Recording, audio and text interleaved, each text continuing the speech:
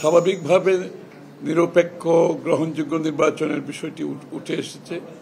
তো এই আলোচনার মধ্যে যেটা সবচেয়ে বেশি উঠে এসেছে সেটা হচ্ছে একটা নিরপেক্ষ গ্রহণযোগ্য নির্বাচনের পরিপ্রেক্ষিতে আজকের প্রেক্ষাপটটা কি সেটা আলোচনায় এসছে।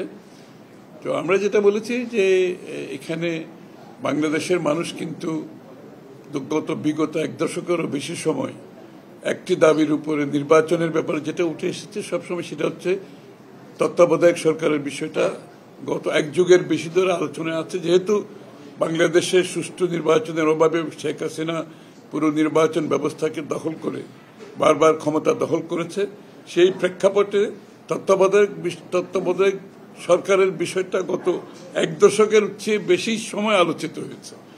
এবং আলোচিত হচ্ছে এই কারণে যে তত্ত্বাবধায়ক ব্যতীত বাংলাদেশের নির্বাচন গ্রহণযোগ্য নয়। এর জন্য সমস্ত রাজনৈতিক দল ঐক্যবদ্ধভাবে তত্ত্বাবধায়কের পক্ষে বিগত বছরগুলোতে দাবি তুলেছে। সেটা আজকের প্রেক্ষাপটেও ভিন্ন কিছু নয়। যদিও বা আজকে একটা আমাদের ইন্টারিম গভর্নমেন্ট আছে, এটা কোনো দলীয় সরকার নয়, কিন্তু তারপর ইন্টারিম সরকারের ভিতরে যে কিছু লোক আছে যারা প্রশ্নবিদ্ধ হয়েছে, শুধু বিএনপি কর্তৃক প্রশ্নবিদ্ধ হয়নি, অন্যান্য রাজনৈতিক দলের পক্ষ থেকে প্রশ্নবিদ্ধ হয়েছে। সরকারের মধ্যে যারা আছে যারা একটু বিতর্কিত হয়ে গেছে ইতিমধ্যে, এবং যে কাজগুলো হয়েছে সে কাজগুলো আবার রিভিউ করার প্রশ্ন আসছে। তো সুতরাং সেই ক্ষেত্রে এই আলোচনাটা উঠে আসছে। আমরা বলেছি এটা যে কি অত্যন্ত গুরুত্বপূর্ণ, যদিও এই ইন্টারিম গভর্নমেন্ট নির্বাচন পর্যন্ত অব্যাহত করবে, কিন্তু এটাকে তত্ত্বাবধায়ক সরকারের আদলে পরিচালনার বিষয়টি সামনে উঠে এসেছে।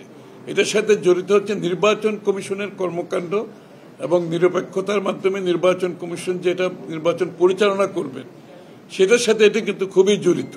কারণ নির্বাচন কমিশন বস্তুতপক্ষে নির্বাচন সংশ্লিষ্ট সমস্ত কাজগুলো নির্বাচন কমিশনের আওতার বাইরে কিছুই নাই।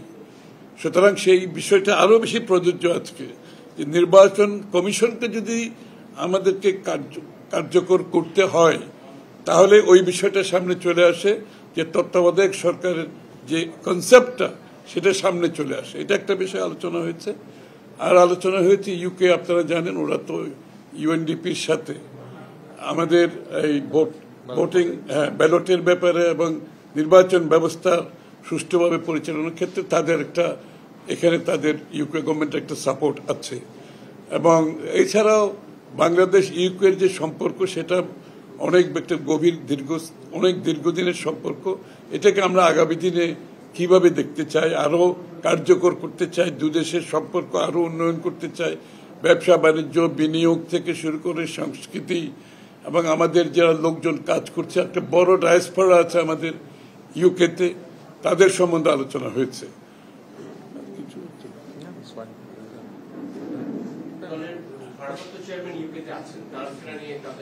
হ্যাঁ, ওনারা জানতে চাচ্ছেন স্বাভাবিকভাবে সবসময়।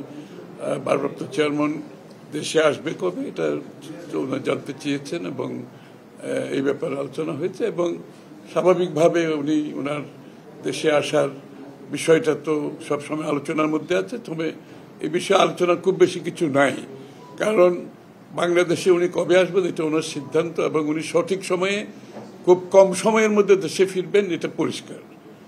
দিনক্ষণ ওনার পক্ষ থেকে বলা হবে, বাট এই সময়টা খুব বেশি দূরে নয়, অতটুকু বলা যাবে।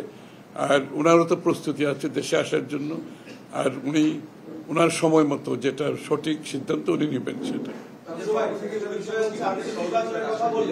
নির্বাচনের কথা আলোচনা করলেন, কিন্তু নির্বাচনের ইস্যুতে আজকে একটা খবর আছে, সেটি হচ্ছে যে জাতীয় ইলেকশনের কথা আপনারা বলেছেন এর আগে, এবং একই সময় গণভোটের কথা বলেছেন, কিন্তু আজকে জাতীয় ঐকমত্য কমিশন প্রধান উপদেষ্টার কাছে যে তাদের নথি হস্তান্তর করেছে সেখানে তারা সুপারিশ করেছে যে গণভোট জাতীয় নির্বাচনের আগে করা। এটা ওনাদের হতে পারে, এটার সাথে বিএনপি একমত নয়, এটা আমরা পরিষ্কারভাবে বলে দিয়েছি। পুরো আলোচনায় বিএনপির অবস্থান ছিল যে গণভোট আর নির্বাচন একই দিনে হবে, দুটো ব্যালটের মাধ্যমে। এটা দিনের আলোর মতো পরিষ্কার।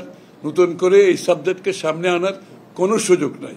সেটা যেই বলুক, যারাই সেটা প্রতিবেদন দেখ, সেটা তাদের সমস্যা, এটা বিএনপির সমস্যা না। এই ব্যাপারে আলোচনার কোনো সুযোগ নাই। নির্বাচনের দিন দুইটা ব্যালটের মাধ্যমে গণভোট হবে, নির্বাচন প্রার্থীর পক্ষে ভোট প্রদান করা হবে। এর বাইরে যাওয়ার কোনো সুযোগ নাই। এটা বিএনপির প্রথম দিন থেকে অবস্থান, এখনো সেই অবস্থানের কোনো পরিবর্তন হয়নি, আগামী দিনেও সেটার কোনো পরিবর্তন হবে না। আমরা তো বলেছি আমাদের অবস্থান একেবারেই পরিষ্কার। কারা কি রিকমেন্ড করেছে এটা তাদের সমস্যা। তারা তো বাংলাদেশে ভোট করবে না, ভোট করবে রাজনৈতিক দলগুলো। রিকমেন্ড অনেক কিছু করতে পারে। আমাদের অনেকগুলো রিকমেন্ডেশন ছিল যেগুলো ঐক্যমতে আসে নাই। ইট ডাজন্ট মিন দ্যাট এটা আমাদের ঐক্যমতে সই করতে পারবে না, সই করেছি তো যতটুকু ঐক্যমত হয়েছে। একটা জিনিস বুঝতে হবে, প্রত্যেক কিছু ঐক্যমতের পরিপ্রেক্ষিতে সমাধান হতে হবে। ঐক্যমতের বাইরে গিয়ে কে কি বলছে, কে কি রিকমেন্ড করছে, এটা তাদের ব্যাপার, থাকতেই পারে, আমাদের সেখানে কোনো অসুবিধা নাই। কিন্তু ঐক্যমতের বাইরে গিয়ে কোনো সিদ্ধান্ত দেওয়ার কোনো সুযোগ নাই। যেহেতু বিএনপি এখানে ঐক্যমত পোষণ করে না, সেদিকে যাওয়ার আর কোনো সুযোগ নেই।